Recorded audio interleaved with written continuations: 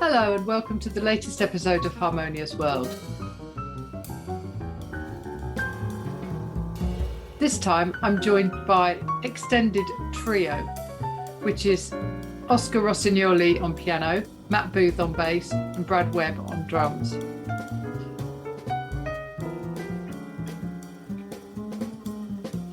Oscar has already been on this podcast. He was episode 69, almost exactly a year ago. Oscar, Matt and Brad are based out of New Orleans and they've captured something of the city in the trio. The latest album is called Without Notice, and I hope you're looking forward to listening to Extended Trio as much as I am. So welcome to the Extended Trio. This is very exciting. So I've got Brad, Matt and Oscar, and I've already spoken to Oscar almost exactly a year ago. So that's exciting. And Without Notice is out now. It's a fantastic album. And the one thing I really want to talk to you about is all three of you compose and all three of you improvise. And I want to kind of understand how that works. So who wants to start? Brad wants to start, I feel. Yeah. As far as Matt and Oscar can chime in on this, but I don't necessarily see there as being that much of a difference between improvising and composition. I think it just the kind of time frame of it. You know, improvising is composing in the moment, and composition is improvising in maybe a bit longer form. You know, maybe a bit of a broad brush over that, but generally speaking, that's kind of how I think about it. As far as like us as composers, that's been something that's been like kind of the forefront. It's not something that we die on that shield. You know, we have played other arrangements or tunes we haven't wrote, but because all three of us compose, we're able to kind of generate a lot of repertoire that way. And so we're not against recording music we haven't written. We just haven't found anything that we haven't written that we like more than the stuff that we write. Right. Okay. So how does that work? So Brad, you're the drummer. So when you walk in with ideas, do you walk in mainly with rhythmic ideas, or are they also harmonic and melodic? I think the irony is that I write the least amount of rhythm in my charts. Half my charts don't even have bar lines. And I do write harmony and bass lines and all that stuff, but something that we all strive for and that we're also encouraged to do so is at the moment any one of us brings something to a rehearsal, it's opened up for discussion. Matt and Oscar have just as much of a right and are encouraged to give their opinions and to change anything in my compositions as with the other two as well. And that's really something that has developed over time. Like, we've been playing together for about 6 years, and this is our third album. So that process of how we work together on each other's compositions has evolved to that point. Like, I think in the first couple of years, someone would bring in a song, that's it. You know, we might tinker with it a little bit, or someone might throw in an idea. But now, really over the last 2 or 3 years, it's kind of developed where when someone brings in a song, like Brad said, it's immediately, we sort of like surrender it to the group in a good way, because it's now sort of like being workshopped. And if someone has an idea for an intro or an outro, or why doesn't the solo section just stay on these 2 measures? It's really a wonderfully fun process for us to workshop a new song, and you know, some of them are still evolving and we'll still keep tinkering with the form or something with some of the songs. So, and I guess you trust each other enough so that you know that this comes from a good place, and you know, it's not about kind of egos and all of that sort of stuff, and it's about working together. So Oscar, sorry, you were going to say something. Yeah, no, I was gonna say like we are, yeah, definitely we trust each other and respect each other's opinions. And sometimes one of us wants to push a little harder to one direction, and then after a few tries, okay, let's try it, and things like that is very, I don't know, it happens very naturally. And we are also very comfortable with incomplete ideas, just bringing stuff that, hey, I don't know what to do with this. Let's try it. Let's see if Extended can make something out of this composition that I've tried before, but it was never comfortable with the results. And yeah, we like to navigate music that way. Right, and you all play in different ensembles as well as the extended trio. So presumably there are times when you create something and you think that actually that's not right for extended. I'll do it with somebody else or something like that. Does that happen? Well, to me, yes. To me, it does happen. I have some compositions that say, yeah, I don't think I want to play with this extended. This is for something else. It's like a different animal. And I've noticed that it's mainly when the ideas are too solid or too clear. It's like, oh, I know this, what it is. No, extended is that we make something out of nothing or something. Right. Yeah, for me, that's actually how I like booked the first gig for this band, is that I had already put out a record with a quintet where I was writing all the music for it. And it was kind of my first foray into like truly composing and having ideas. And I had music that didn't work for the quintet. And I got Matt and Oscar on a gig, just a Brad Webb trio gig. And these tunes that didn't have a place immediately found a place in the hands of these two guys. And the group was kind of off running ever since. Yeah. It's clear there's a chemistry between the three of you. These are beautiful tracks, and I love the fact that the three of you flow into each other, and that there are times when you're kind of something gets picked up between the instruments, which is great. Yeah, definitely. That's a good catch on your part to hear that, because that's some of my favorite times in the songs, both on this record and when we play them live, are when we're sort of like in a no man's land of like, is this a piano solo? Is this a bass solo? Is this still part of the tune? Yeah. Like what is happening right now? And like the way that we can work with sections like that is one of the most exciting things about our music to me. Speaking about that, I was talking with a friend of ours, trumpet player Steve Lance here in New Orleans, and he was telling me, "Man, I finally finished listening to Extended's album." I say, "Finally? What do you mean?"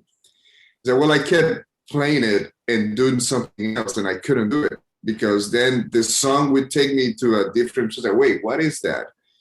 Oh, I guess that moment is gone. What is happening now? I have to go listen to it." Like, yeah, I like that. I guess it's keeping people always on the edge, like, oh man, what's going to happen now? Yeah, this isn't background music, is it? Because I don't think so. I found that, I was listening to it. I was listening to the album and going, I every once in a while I had to kind of go back and start a track again so that I could kind of understand where it had gone, because I'd kind of gone, what? Exactly. Yeah, very good. So Oscar, I know a bit about your background because you obviously appeared last year on Harmonious World. So Brad and Matt, can you tell me how you've ended up here and how you've ended up in this trio? So Matt, do you want to start? Sure. Yeah, I ended up moving to New Orleans from Pittsburgh, where I studied music in college. I lived in Pittsburgh for 10 years, and I moved to New Orleans in 2015 and met Brad and Oscar separately, just in the sort of New Orleans gig scene. There's a really there's like plentiful music happening here all the time. A lot of gigs to be played, and you can really meet a lot of people pretty quickly. So I met both Brad and Oscar just playing on other people's gigs. And when as Brad was saying, this trio originally formed playing a gig of Brad's, and I was, I hadn't worked with either of them a whole lot, but I was excited to work with them more in this trio. And it's as you were saying, it feels very natural, and the more that we've worked at it, it feels like it just keeps getting better and easier. And like it kind of feels like we're just getting started now, even though we've been playing for 6 years. And I would imagine, ideally, it will continue to feel that way. But yeah, so that's how I ended up here. And I, like you were saying, I also play with a number of different band leaders and different sort of styles of music. I kind of came up playing more rock music, then jazz. And still kind of enjoy playing rock music and funk and country and all sorts of different stuff. Yeah. Brad, are you a native New Orleans? Not native to New Orleans, but I'm native to South Louisiana. I was born and raised in Lafayette, Louisiana. It's about 2.5 hours west of here, kind of in the heart of Cajun country. I grew up classically trained. I was a classical percussionist. My kind of ticket out of Louisiana was I went to the Boston Conservatory and studied classical music. When I left Louisiana, my goal was to be in a symphony orchestra. That kind of quickly dissipated as I didn't really enjoy that life. I didn't like the lack of creativity in the classical world. Only in its like practice and its application. The music itself, I listen to classical music and love being immersed in that world. But I was very much more interested in improvisation and creating something new and not just kind of regurgitating old ideas. So as soon as I left Boston, I moved back home as opposed to any other city. I kind of got a bit homesick. I didn't like cold weather, so I kind of came back home.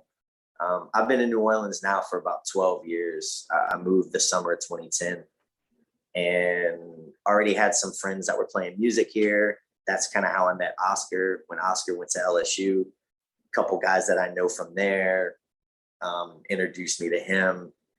And it was kind of obvious even back then that he was kind of taking New Orleans by storm, even though he hadn't actually lived in New Orleans yet. And the moment he actually got an apartment in New Orleans, it was like everybody kind of wanted a piece of him. And everybody kind of still does. And like Matt said, like the New Orleans music scene, there's pros and cons to everything. But one of the big pros of playing music here is that it's a big city in its attitude, but it's not a big city. I like to say that New Orleans is a city with Napoleon syndrome. It's the little guy that says, no, I could be a big city too. Just watch. But population-wise, we're tiny. Size-wise, we're tiny. Maybe it's why I live here. You might not be able to see it, but I'm a towering 5'2", 5'3", depending on how much sleep I get. But there's no clicks. Like if you're a jazz guy, you will play a funk gig. If you're a funk guy, you will play a jazz gig. If you only are interested, like the scenes aren't big enough and the music scene wants everyone to mix. The cliche is that New Orleans is a gumbo pot. It's like you just throw in a bunch of stuff and see what happens. And although I kind of hate that cliche and it gets abused a bit, musically speaking, Matt and I probably wouldn't have met each other because we would have both been playing in our different cliques if it was a different city. Oscar and I probably wouldn't have met because we would have been playing with our various cliques in our isolated music worlds. But in New Orleans, that just doesn't happen, That's so good, because, isn't it? Yeah, it's one of the beautiful things about playing music here is that you'll be on a gig with 4 people who have completely different musical backgrounds. It's why we're a New Orleans band that doesn't sound very New Orleans-y, but yeah. Yeah, and actually, I think that's true. I think there's a real complexity about this music that I hate to generalize. I won't generalize, but there's a style of the music that we expect to come from New Orleans, and this isn't it. So whether that's because you've all had different experiences elsewhere. It's true. Yes, and go on, Matt. Sorry, go ahead, Oscar. No, Matt, you go. Okay, I was just going to say, even though musically, like, it might not sound like New Orleans jazz or what you'd expect from New Orleans music, I still think that the time that we have all spent playing New Orleans music and being New Orleans musicians and playing as much as we all are able to play here has had an effect on the music that we make together. So, and I don't think that is possible to come across like from hearing it, but I know that it's there. Like, we wouldn't sound the same that we do if we were formed in Minneapolis or Chicago or Los Angeles. Like, right. Yeah. Yeah, I think the conversational aspect of music is stronger in us because we live in this city. I was playing jazz before moving to New Orleans, but I feel like I learned how to communicate with the other musicians and the audience in this city. So even if we don't play second line, or that kind of rhythm, like, there's still what the sense of community in music and otherwise is still present. Yeah, that's a great point. On the surface, it might not appear that we're very New Orleans sounding band or a New Orleans band, but at its like makeup and in its attitude, it is very much a New Orleans band. And because of what they both just said, its attitude and its makeup, and maybe even just like the joyfulness as well, like the levity that we give to what some people would call very serious music. We treat this music very seriously, and we are a serious band. We just don't take ourselves too seriously. And I think that's a very New Orleans attribute that I hope we never lose. Right. That's brilliant. That's really good.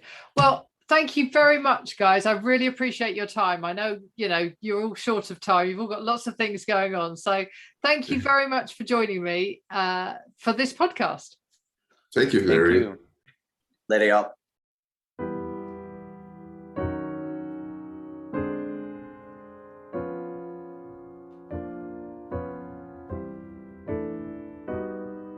Well, I hope you enjoyed listening to that conversation with Oscar, Matt and Brad. It was very interesting, and I've left in some of the bits where they speak over each other because it was actually really interesting, and I wanted to convey something of the way that they converse as well as the way that they perform musically. I love this album. So Without Notice from Extended Trio, which is Oscar Rossignoli, Matt Booth and Brad Webb. At the beginning of this podcast, you were listening to Sphere, and this is now the title track, Without Notice.